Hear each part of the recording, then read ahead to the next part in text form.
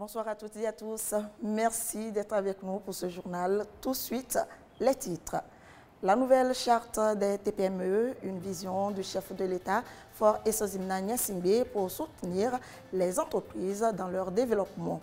Des mesures d'aide et de financement sont prévues dans cette charte. Les détails dès le début de ce journal.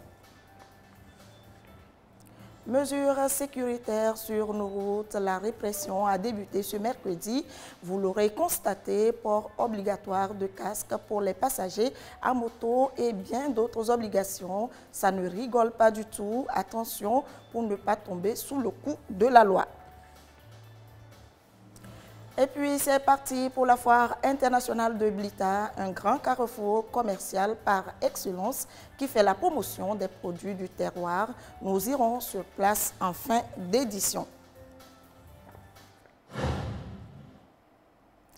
Voilà pour les titres. Bienvenue dans ce journal. Le chef de l'État, Faure Esozimna Gnassingbé, apporte l'appui nécessaire au renforcement de la compétitivité des TPME, très petites et moyennes entreprises, une nouvelle charte pour renforcer les mécanismes d'accompagnement et favoriser la mise en place de nouveaux outils de financement. Carmen Madiakapou. En 2020, plus de 146 000 PME-PMI ont été recensées et selon les statistiques, elles contribuent à plus de 70% à la création d'emplois. Les soutenir devient une nécessité. Pour le chef de l'État, Faure Esozimna Gnassingbé, apporter du soutien à ces structures est d'une importance vitale pour relever efficacement les défis de prospérité économique inclusive. Une multitude de mesures et de réformes initiées par le président de la République voient ainsi le jour pour assurer un environnement favorable aux entreprises, quelle que soit leur taille. Parmi elles, la nouvelle charte des très petites et moyennes entreprises TPME. Une aubaine pour les entrepreneurs au Togo. Cette charte comporte plusieurs avantages. Juste en adhérant à cette charte, les très petites et moyennes entreprises gagnent puisque la dite charte répartit ces structures en anneaux, micro, petites et moyennes entreprises. Une entreprise qui a un chiffre d'affaires annuel inférieur ou égal à, hors taxe bien sûr, inférieur ou égal à 5 millions, avec un employé permanent est une nano-entreprise. Quand l'entreprise emploie 10 salariés avec un chiffre d'affaires inférieur ou égal à 30 millions, elle est une micro-entreprise. Et quand l'entreprise a des salariés entre 10 et 50, avec un chiffre d'affaires inférieur ou égal à 150 millions de francs CFA, c'est une micro-entreprise. Et lorsque elle a 200 employés avec un chiffre d'affaires annuel inférieur ou égal à 1 milliard, c'est une moyenne entreprise. Ces appellations, c'est une segmentation en fait qui est faite pour pouvoir personnaliser les accompagnements en fonction de chaque catégorie. Les TPME sont aussi bénéficiaires des avantages accordés à travers le Code général des impôts à toutes les entreprises. Elles sont éligibles aux 25% des marchés publics réservés aux jeunes et aux femmes entrepreneurs. Elles ont aussi accès aux sessions de renforcement des capacités, encadrement et des facilitations d'accès au financement à un taux réduit de 4,5% comme prévu par le FAEJ. Le document précise les contours sur le soutien non financier aux entreprises concernées. Dans la formalité foncière, les procédures de certification, la recherche de financement, entre autres. La charte des TPME est une incitation à renoncer au secteur informel. Si la tendance générale dans le paysage économique togolais est à la formalisation des entreprises auprès du Centre de formalité des entreprises CFE, le secteur informel représente toujours entre 20 et 30% du produit intérieur brut contre 40% pour la moyenne des pays à faible revenu. La charte des TPME, c'est une disposition communautaire de la Commission de l'UEMOA qui a pris une directive pour mettre en place une charte communautaire et a demandé aux États d'internaliser cette directive-là. Mais le Togo est allé plus loin. Le gouvernement togolais, comme d'habitude, a une vision plus lointaine en disant « Nous n'allons pas faire une charte des PME, nous allons faire une charte des TPME pour tenir compte de tous les acteurs économiques togolais. » La bonne dame qui vend de l'igname au bord de la route, le jeune qui se débrouille, qui fait de l'artisanat, qui fait des chaussures, etc. Tout le monde doit être pris en compte par cette charte-là. L'effet de ces mesures de soutien voulues par le chef de l'État sera aussi d'inciter les acteurs du secteur informel à tendre vers une formalisation de leurs activités pour plus de bénéfices et pour un développement économique plus harmonieux. Les infrastructures au cœur de la feuille de route gouvernementale 2020-2025, une autre priorité pour le chef de l'État, Faure Eswazimna Gnassingbé. Le Togo a bien des atouts, le port naturel le plus profond de la sous-région. Le pays a vocation à être un hub logistique visant à la desserte de l'Interland et ses pays voisins. Et pour profiter de ces atouts, il faut bien évidemment des investissements massifs. Ulrich Amega. Lomé, la capitale togolaise, vue d'en haut. Une vue magnifique offerte par appartements, immeubles, infrastructures routières et ouvrages portuaires. Une transformation extraordinaire démarrée il y a une dizaine d'années avec une politique de réseau routier en bonne marche. Les routes Lomé-Anéro, Vaughan et Palimé, la nationale numéro 1 complètement rénovée, des passerelles construites ci et là. Une multitude d'actions en faveur de l'amélioration du cadre de vie des populations qui illustre bien la vision d'un pays attractif voulu par le président de la République, Faure Eswazimna Gnassingbé. Entre 2015 et 2021, les investissements dans les travaux de réseau routier ont coûté près de 1000 milliards de francs CFA à l'État togolais. La voie là, c'était une voie où on avait souffert beaucoup. Pour prendre la moto ou bien pour prendre la voiture ici, arriver à Togo commun, c'est pas facile. Tu vas rouler seulement dans les trous. Mais ça fait quelques temps là, on roule normalement. Sinon, ça va mieux, on roule normalement. Avec les arrangements d'ici jusqu'à Anéro, ça va. Et surtout que moi, je suis dans la préfecture de lac. Des lacs, je disais que maintenant, si je vais aller à Anéro, je vais rouler sous la lumière jusqu'à arriver à Anéro. Déjà, c'est bon. Parce qu'avant, pour aller à Anéro, il faut rouler aussi dans l'obscurité quelque part. Et ça nous fait peur. Maintenant, il y a la lumière, les lampadaires un peu partout, ça roule bien. Nous avons une bonne voie. Merci au chef de l'État qui nous a aidés. Tout ça maintenant avantage les bonnes dames. Presque toutes les voies sont alimentées. Les bonnes dames vendent maintenant aisément. La vision du chef de l'État est de faire du Togo un grand centre d'affaires et de Lomé un hub logistique de premier ordre dans la sous-région ouest-africaine.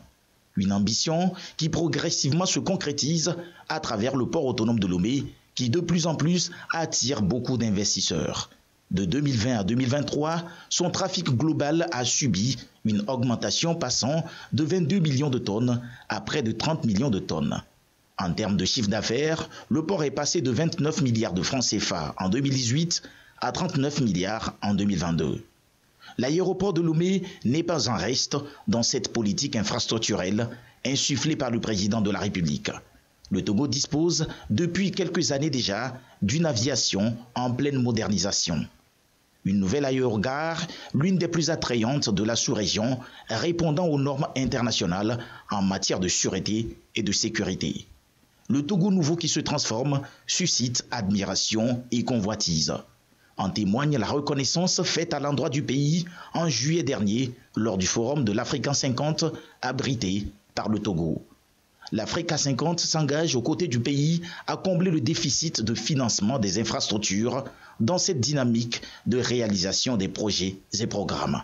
L'objectif est de contribuer à la concrétisation de la vision de développement portée par le chef de l'État, telle qu'inscrite dans la feuille de route Togo 2025. Tout autre chose, le référentiel métier est réceptionné ce jour par l'agence Éducation Développement qui pilote les IFAD, Institut de formation en alternance pour le développement. Un référentiel métier pour la formation en énergie renouvelable. Clarisse Atticlet, en savoir plus. La formation diplômante et qualifiante en énergie renouvelable, bientôt une réalité au Togo, pour sortir des spécialistes en conception, installation et maintenance des systèmes d'énergie renouvelable. L'agence Éducation Développement AED a fait réaliser le référentiel métier par la synergie des acteurs des énergies renouvelables, SAER. Si on dit à un technicien d'installer un panneau solaire, quelles sont les opérations à mener pour que le panneau soit non seulement bien installé, mais après suivi d'effet. C'est un peu tout le processus, depuis comment concevoir, ou bien d'abord l'analyse des métiers, et comment mettre en branle ces métiers par différentes phases des activités, en passant par les tâches et les opérations spécifiques pour atteindre ces objectifs en termes de compétences à conférer donc, aux apprenants qui seront issus de ces IFAD. La SAER Togo a bénéficié de l'expertise du Conseil national du patronat, CNP Togo, dans la conception du document. En tant qu'acteur du secteur privé, le patronat a donc exprimé les besoins des entreprises en termes de qualification des ressources humaines. L'espace a été occupé pendant longtemps par des jeunes très intelligents qui s'organisent, mais il est temps qu'on fasse de façon plus scientifique et qu'on puisse organiser ce secteur qui est un secteur très important pour nous aujourd'hui dans la vie professionnelle et notamment dans le milieu industriel. L'AED réceptionne officiellement le référentiel et pourra l'implémenter dans le cadre de l'Institut de formation en alternance pour le développement IFAD énergie renouvelable situé à Lomé. Sur la base de ce document que les professionnels du métier écrivent, qui s'appelle référentiel des métiers ou encore référentiel des activités, l'agence va maintenant bâtir les formations qu'il faut pour pouvoir permettre aux jeunes d'acquérir la compétence pour exercer ces métiers, ces activités et effectuer les opérations attendues par les professionnels du secteur. Cette étape franchie amorce l'opérationnalisation de l'IFAD énergie renouvelable, 4e établissement spécialisé de ce genre sur la dizaine prévue dans la vision du chef de l'État pour adapter la formation des jeunes aux nécessités du marché de l'emploi. De son côté, l'école scientifique et technologique OPEM, Observatoire panafricain pour l'école et les métiers, a décerné des certificats à ses apprenants admis aux différents examens de fin d'année scolaire. Les récipiendaires ont eu droit à ces certificats après 2 semaines d'activités de recherche et réalisation de projets qu'ils ont eu à présenter et défendre devant un jury. Clarisse Aticlé. En petit groupe, ces apprenants de l'Observatoire panafricain pour l'école et les métiers OPEM présentent leur projet de recherche et qui règle un problème pertinent dans la société. Projet qu'ils ont conçu et réalisé en 2 semaines sur la base des connaissances acquises en classe. Ainsi, des projets comme maisons modernes ou intelligentes, système d'arrosage automatique, groupe électrosolaire, production de biogaz et voitures télécommandées ont été présentés et défendus. Nous avons fait le projet de voiture télécommandée via Bluetooth. Donc c'est une voiture qu'on peut télécommander grâce à un téléphone et un module Bluetooth. Notre projet est le biogaz. Pour le fabricant, on a pensé à un problème. Le problème c'est payer le gaz maintenant. Maintenant le gaz est cher. Payer juste du butane, mettre en une bouteille là, c'est cher. Donc avec le biogaz, c'était propre matériaux. Tu utilises un bidon, un robinet, tout ça, tu ne peux pas ça cher. La rentabilité de ce projet est grande plus que la dépense que tu vas effectuer. Nous organisons 1, 2 semaines, voire 3 semaines de projet pour que ces enfants puissent appliquer, mettre en pratique ce qu'ils ont appris en théorie. C'est au terme de cet examen pratique réussi que ces apprenants de l'OPEM valident leur admission définitive au BEPC, Bac 1 et Bac 2 2023. Prestigieuse école scientifique et technologique, l'OPEM adopte les programmes et méthodes d'enseignement nationaux renforcés avec une partie du programme européen. On enseigne typiquement comme ça se fait dans les pays développés. Les élèves OPEM reçoivent ou passent 2 examens. Il y a l'examen officiel, le BPC, le bac 1 et le bac 2. Mais en dehors de ces examens, il passe ce que nous appelons la maîtrise. L'OPEM allie donc théorie, pratique et auto-emploi. À la cérémonie de remise des certificats aux apprenants, les parents expriment leur satisfaction. Je félicite OPEM. J'invite tous les parents à faire un sacrifice pour envoyer leurs élèves qui s'intéressent à la technologie, à la science et tout ce qui va avec à OPEM. Parce que à OPEM, vraiment, moi, j'ai trouvé une autre qualité à mon fils que je ne connaissais pas. L'OPEM fait acquérir aux apprenants des compétences pour la fabrication d'équipements en vue du développement industriel. Ils forment des bacheliers avec la possibilité de continuer leurs études en Europe. Au registre éducation, toujours, le ministre de l'Enseignement supérieur et de la Recherche communique les résultats de l'examen du brevet du technicien supérieur BTS seront proclamés le jeudi 17 août 2023 à 15 h. Par ailleurs, les candidats peuvent consulter les résultats dans les minutes qui suivent la proclamation sur le site examen.susco.net ou en envoyant BTS numéro de table par SMS au numéro 8998 sur les réseaux Move et Togocel. Notez bien, pour toute information complémentaire, contactez la société Swissco au 90 97 67 67 ou au 99 99 89 98. Signé professeur Majesté Iou Wateba. Obligation de port de casque pour les passagers à moto, contrôle de rétroviseur et de surcharge, interdiction de brûler les feux tricolores, des réglementations en vigueur depuis quelques semaines déjà pour freiner les accidents de la circulation et réduire le nombre de victimes causées souvent par les engins à deux roues. Les agents de la direction de la sécurité routière sont en mode contrôle à différents carrefours et ronds-points de Lomé. Une opération suivie ce matin par l'une de nos équipes. Etonam Abochi et Ulrich Amega. Reportage. Au croisement tridirectionnel d'Ago et d'Emakpoé, les agents de la direction de la sécurité routière, revêtus de leur gilet jaune emblématique, se déplacent avec aisance entre les véhicules à moteur et les deux roues. Au feu de signalisation voisin, une première moto est interpellée, laissant apparaître derrière elle un passager sans casque, créant ainsi une scène contrastée. Cette femme, elle doit porter le casque pour sa propre sécurité. Au cas où il y a accident, pour qu'elle aussi, elle soit pas toi seule, mais elle aussi, elle doit être protégée. Une opération sensibilisation à l'endroit des conducteurs de taxi-moto et moto personnels, des conducteurs et passagers conscients de la nécessité du port de casque. C'est pour notre sécurité. Je remercie la DSR pour son effort qu'ils font pour la sécurité de la société. Ici, comme au carrefour à Gouemi-Namadou ou encore au rond-point de la Fédération togolaise de football, c'est une forte mobilisation des éléments de la DSR dans les rues. Engins à deux roues avec passagers sans casque, absence de rétroviseur, surcharge. Contrôle strict pour amener chaque usager à se conformer. Nous sommes allés avec le rétroviseur et au balai,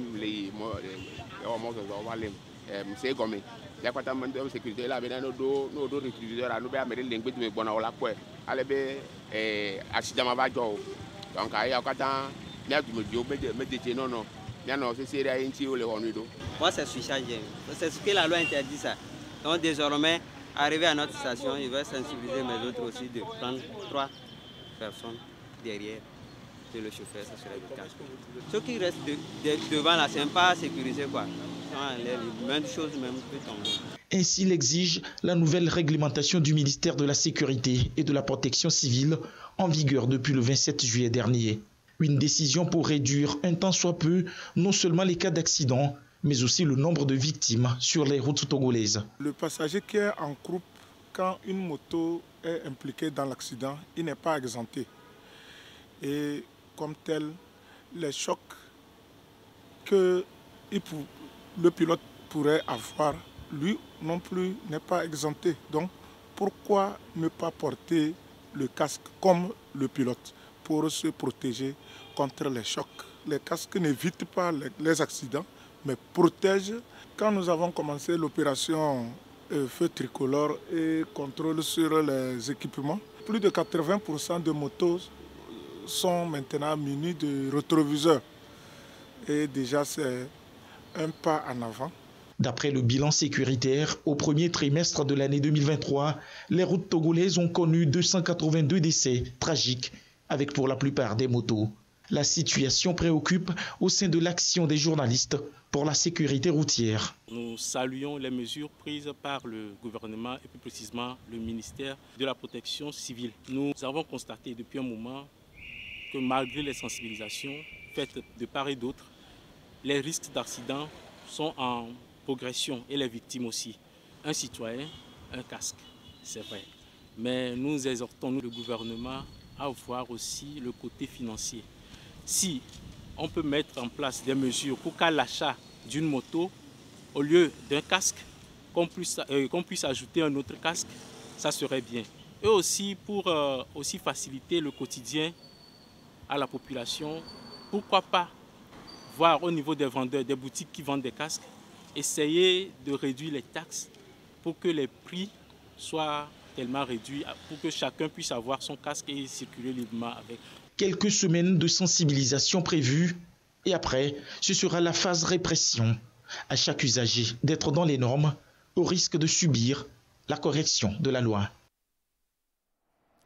Intéressons-nous maintenant à l'agriculture. Le secteur représente plus de 40% du PIB togolais et occupe près de 65% de sa population active. Focus ce soir sur les potentialités agricoles de la région maritime. Dossier réalisé par Dodo Waré.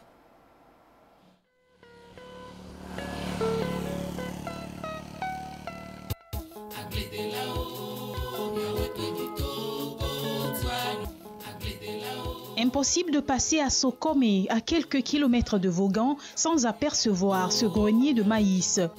Il appartient à Iraki, un producteur réputé dans la culture de cette céréale. Un héritage que lui a légué son défunt père et il en a fait une belle activité depuis des années. La saison a commencé au mois d'avril. Donc avril, bon, mi a hota. Mi ba dona blea bon ne mi fa blea donc le nkeke am wi ni am gbea mi be passer na premier engrais outri de kam gbea ngba trop passer na deuxième bon e malo kwa mi ba chona koji ba trop zona blea me kakaka soina donc mi son kaka c'est na bon ne blea ba fois mi va dina yomo bon oui na blea. Tout un processus pour aboutir à ce grenier. Le producteur travaille sur plus de 9 hectares avec des récoltes allant à 52 tonnes de maïs par an. Iraki le confirme, la terre ne trompe pas.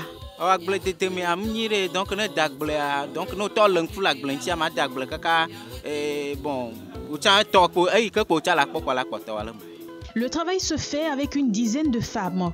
De la récolte au montage du grenier, elles sont présentes et constituent une main-d'œuvre importante pour l'entrepreneur agricole. Une vraie activité qui permet à ces femmes de joindre les deux bouts.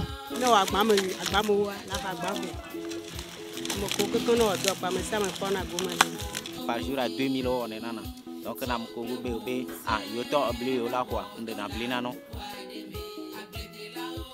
Emmanuel, un autre producteur de la préfecture de Vaud.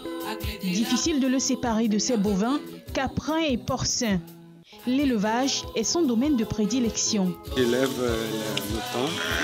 Généralement, c'est la race de Vaughan. Donc, nous les nourrissons de cette manière. J'élève les porcs aussi. C'est rentable plus que celle de mouton. Emmanuel a reçu un coup de pouce du projet d'appui au secteur agricole PASA.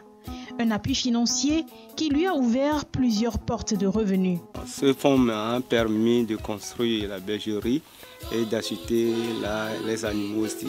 Ça a fait que le nombre d'animaux a augmenté. Il vit de cette activité depuis des années et garantit des emplois temporaires aux jeunes de la localité. Du manioc, on en cultive également dans le Vaud. Il est généralement transformé en gari. Ces deux femmes que nous avons également rencontrées s'illustrent dans cette activité.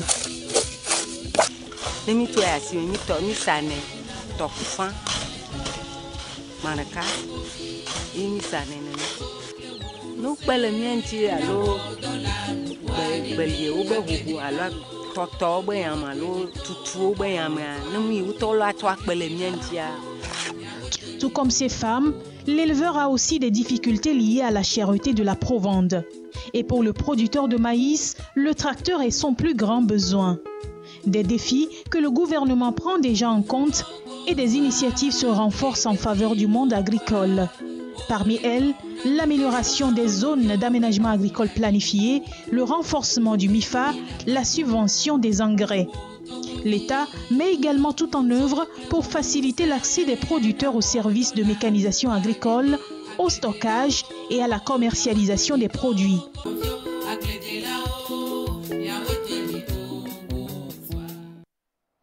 Actualité hors du Togo, en bref, en République démocratique du Congo, au moins 18 personnes se sont noyées dans l'ouest du pays dans le naufrage d'un bateau transportant plus de 300 passagers.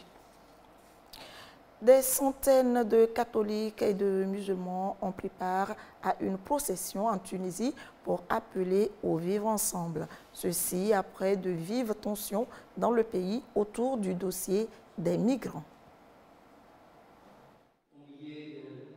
Des centaines de Tunisiens, catholiques et musulmans confondus, ont défilé derrière une statue de la Vierge, mardi à la Goulette, dans la banlieue de Tunis.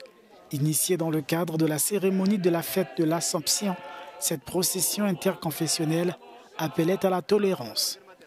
La Tunisie faisant face à une montée de sentiments anti-migrants. Pour l'archevêque de Tunis, la procession prône un modèle de coexistence entre les différentes religions et nationalités. Cette cérémonie interreligieuse est née au milieu du 19e siècle lorsque la Goulette abritait des Siciliens, des Juifs séfarades, des Maltais, des Grecs et des Espagnols. La tradition a été interrompue par les autorités tunisiennes en 1964 avant de refaire surface en 2017.